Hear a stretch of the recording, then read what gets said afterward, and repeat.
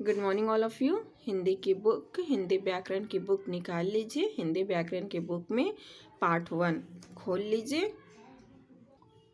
पहला लेसन है हमारी भाषा, आवर लैंग्वेज। हमारी भाषा, इसको इंग्लिश में आवर लैंग्वेज कहते हैं, हमारी भाषा। तो मैं इसे पढ़ रही हूँ, आप भी घर पे इसे पढ़िएगा।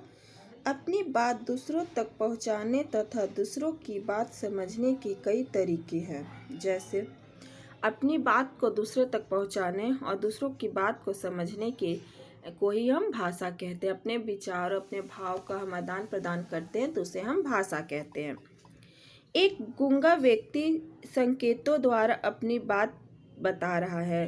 एक गूंगा व्यक्ति जो बोल नहीं सकता, वो इशारों के द्वारा, संकेत के द्वारा अपनी बात को बताता है। नन्हा बच्चा रोक रोक कर अपने मन के भाव प्रकट कर रहा है। नन्हा बच्चा जो होता है, छोटे बच्चे जो होते हैं, उन्हें भूख लगता है तो वो रोक कर अपने भाव को प्रकट करते हैं, अपनी बातें बताते हैं कि नहीं मुझे भूख लगी है। यहाँ दो व्यक्ति फोन पर बोलकर और सुनकर अपनी बात एक दूसरे के सामने प्रकट कर रहे हैं। हम एक दूसरे से जब फ़ोन पे बात करते हैं तो हम जब बोलते हैं वो दूसरा व्यक्ति सुनता है, और जो दूसरा व्यक्ति बोलता है हम सुनते हैं। तो अपनी बातों को बोलकर सुनकर अपने भाव को प्रकट करते हैं, बताते हैं। टीवी पर महिला बोलकर समाचार सुना रही है। टीवी पर जो महिला बोलकर समाचार सुना रही हैं वो भी एक भाव को अपने प्रकट कर रही हैं। अध्यापिका लिखकर गणित समझा रही हैं। टीचर जो है, अध्यापिका जो है, लिखकर गणित समझा रही हैं। रोहित अपने पिता को पत्र लिख रहा है। रोहित जो है अपने पिता को पत्र लिख रहा है। तो इसमें बहुत सी भाषाएं, अलग अलग भाषा के जरिए लोग अलग अलग अपनी बातों को समझाते हैं। गूंगा व्यक्ति जो बोल नहीं सकता, इशारों के जरिए अपनी बातें समझाते हैं। बच्चों रोकर अपने भाव को प्रकट करते हैं। दो लोग आपस में बातें को बोलकर और सुनकर अपने भाव को प्रकट करते हैं, बताते हैं।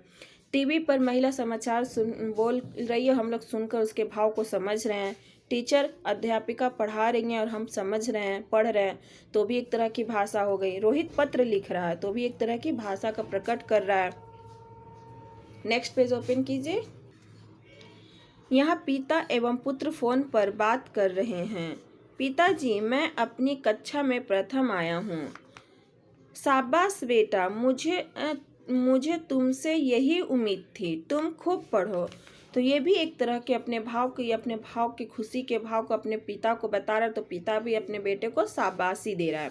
इस प्रकार हम बोलकर तथा लिखकर अपनी बात दूसरे को बताते हैं।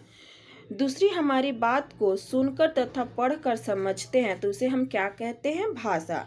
जब हम अपनी बात को बोलकर, लिखकर, सुनकर किसी दूसरे को बताते हैं, वो सुनकर, समझकर और सुनकर, पढ़कर समझते हैं तो इसे हम भाषा कहते हैं।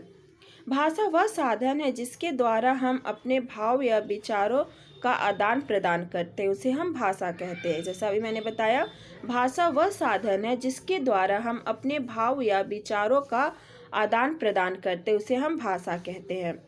हम विचारों का आदान प्रदान कई तरह से करते हैं। हम अपनी भाषा का आदान प्रदान बहुत तरह से करते हैं। जैसे इशारों के द्वारा अपनी बात समझाना, बोलकर अपनी बात को कहना, देखकर एवं सुनकर बात को समझना, लिखकर अपनी बात दूसरों तक पहुंचाना, पढ़कर दूसरों की बातों को समझना। तो हम कई तरह से अपनी बातों को एक दूसरे को समझाते हैं, बताते हैं। लिखकर हम जो बात बताते हैं उसे हम लिखित भाषा कहते हैं। बोलकर जो हम अपनी बातों को समझाते हैं उन्हें मौखिक भाषा कहते हैं। कुछ जो वो इंसान बोल नहीं सकता, सुन नहीं सकते, उन्हें हम संकेतों के द्वारा अपनी बातों को समझाते हैं। तो हमारे भाषा का आदान प्रदान करना कई तरह से करते हैं, लेकिन इसके जो मूल भाव होते हैं वो दो हैं। नेक्स्ट पेज पे आइए। भाव के दो रूप होते हैं। हमारे भाव या भाषा भी कह सकते हैं, इसके दो रूप होते हैं, मौखिक रूप और लिखित रूप। मौखिक रूप वह होता है बात को मुख से बोलकर कहना और कान से सुनकर समझना। जैसे टीवी पर हम लोग कोई भी न्यूज़ देखते हैं या फ़ोन पर किसी से बात करते हैं तो उनकी बातों को हम सुनकर समझकर बोलते हैं, सुनते हैं, तो वो हमारा मौखिक भाषा होता है।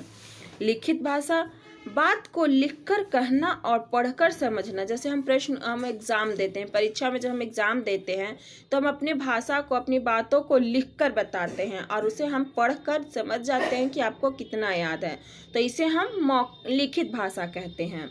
तो ये हमारा अवहर भाषा था, हमारा भाषा, जो मैंने आपको पढ़ा दिया, अवहर लैंग्वेज। इस तरह से आप अपने बुक में इसे पढ़िएगा। अब हम नेक्स्ट क्लास से मिलेंगे नेक्स्ट वीडियो के साथ। बाय बच्चों।